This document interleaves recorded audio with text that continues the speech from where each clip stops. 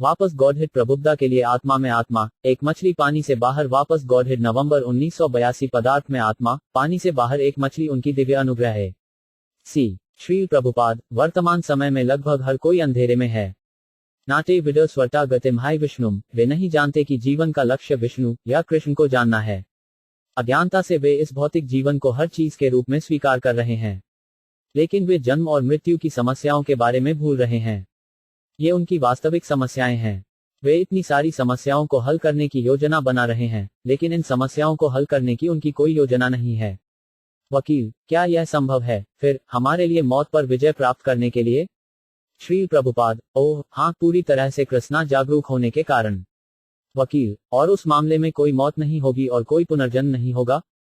श्री प्रभुपाद, हाँ, आप शाश्वत हैं और आपका मूल घर आध्यात्मिक दुनिया में है, लेकिन कर्म द्वारा आपको इस भौतिक दुनिया में डाल दिया जाता है। तब आपको संघर्ष करना चाहिए, जैसे पानी से बाहर मछली।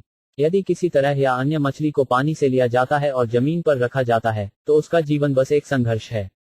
और अगर उसे फिर से पानी में डाल दिया जाता है, तो उसका जीवन अपनी प्राकृतिक स्थिति में है। वकील, तो हमारे लिए प्राकृतिक स्थिति गॉडहेड पर वापस आ गई है? श्री प्रभुपाद, हाँ। वकील, यह एक रहस्य है, हालांकि हम इस जीवन के लिए दिव्य जीवन से कैसे आए? श्री प्रभुपाद, रहस्य क्या है? क्या कोई रहस्य है कि किसी को आपराधिक अदालत में कैसे लाया जाता है? रहस्य क्या है? भक्त, यह बस हमारा कर्म है। वकील, लेकिन हमें कहीं शुरू करना चाहिए। श्री प्रभुपाद, एक अपराधी का शुरुआती बिंदु क्या है? वह कानून का उल्लंघन करना चाहता है और वह अपना पहला अपराध करता है और एक अपराधी बन जाता है। आप एक सज्जन हैं, लेकिन यदि आप चाहें तो आप एक अपराधी भी बन सकते हैं। यह आप पर निर्भर करता है। यदि आप कानून का उल्लंघन करते हैं, तो आप अपराधी बन जाते हैं। यदि आप कानून का उल्लंघन नहीं करते हैं, तो आप अपनी वैध स्थिति में रहते हैं। इसी तरह, जैसे ही आप भगवान को धता बताते हैं और स्वतंत्र होने की कोशिश करते हैं, आप अपना कर्म शुरू करते हैं और तुरंत भौतिक दुनिया में आते हैं। और जब आप फिर से भगवान के सामने आत्मसमर्पण करते हैं, तो आप अपने कर्म को रोकते हैं। इसलिए अपने कर्म को रोकना और शुरू करना आपके हाथों में है। आप भौतिक दुनिया में अपना जीवन शुरू करते हैं और आप इसे भी रोक सकते हैं। वकील, लेकिन अगर आत्मा एक बार एक सज्जन व्यक्ति थी श्री प्रभुपाद, आत्मा सदा एक सज्जन है। वकील, लेकिन क्या आत्मा जो एक जानवर के रूप में जन्म लेती है, वह भी एक सज्जन व्यक्ति है? श्री प्रभुपाद, हाँ, वह स्वभाव से एक सज्जन व्यक्ति हैं, लेकिन कृत्रिम साधनों से एक अपराधी हैं। जैसे ही वकील, लेकिन मान लीजिए कि आप मोक्ष मुक्ति प्राप्त करते हैं, क्या यह आध्यात्मिक दुनिया में लौटने के समान है? श्री प्रभुपाद, दो प्रकार के मोक्ष हैं। पहली तरह में एक अवैयक्तिक ब्राह्मण में रहने की कोशिश करता है, लेकिन कोई भी सदा में नहीं रह सकता है। ब्राह्मण का पुतला आकाश की तरह है। आप आकाश में जा सकते हैं, लेकिन आप वहां नहीं रह सकते। यदि आपको कोई आश्रय नहीं मिलता है, तो आपको फिर से नीचे आना होगा। आप एक जीवित इकाई हैं और आप आनंद चाहते हैं, लेकिन आकाश में आपको क्या आनंद मिलेगा? आपको समाज, दोस्तों, प्यार की आवश्यकता है, सब कुछ। लेकिन इनमें से कोई भी ब्राह्मण में नहीं है। इसलिए अवैयक्तिकों का मोक्ष अस्थायी है, क्योंकि हालांकि वे सोचते हैं कि अवैयक्तिक ब्राह्मण में विलय करके वे खुश होंगे, वे वहां खुश नहीं हो सकते।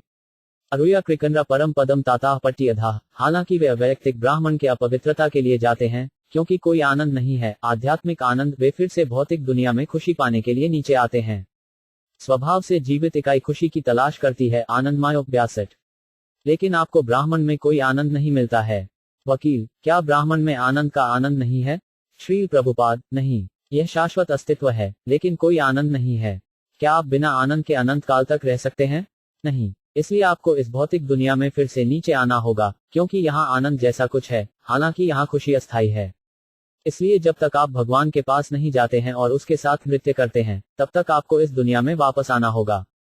लेकिन अवैयक्तिकवादी यह नहीं सोच सकते हैं कि ईश्वर एक व्यक्ति कैसे हो सकता है और उन्हें जन्म और मृत्यु का सामना नहीं करना पड़ता है, क्योंकि उन्हें यहाँ एक व्यक्ति होने का बहुत बुरा अनुभव है। उन्हें लगता है कि पूर्ण होने के लिए निरपेक्ष होना अवैयक्तिक होना चाहिए। वे मूर्ख हैं, वे बुद्धिमान नहीं हैं। वकील, लेकिन वह चरण क्या है जिस पर आत्मा परमात्मा सुपर सोल के साथ विलय हो जाता है?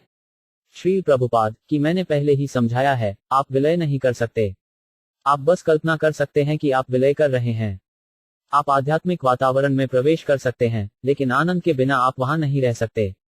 इसलिए आपको इस भौतिक दुनिया में फिर से वापस आना होगा। मान लीजिए कि आपको किसी ऐसी जगह पर रखा गया है जहां आप कानून का अभ्यास नहीं कर सकते। आप कब तक वहां रहेंगे?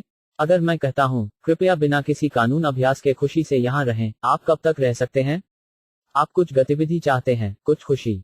वह आपका स्वभाव है। इसलिए यहाँ भौतिक दुनिया में हम सभी कुछ खुशी पाने की कोशिश कर रहे हैं, लेकिन यह खुशी अस्थायी है।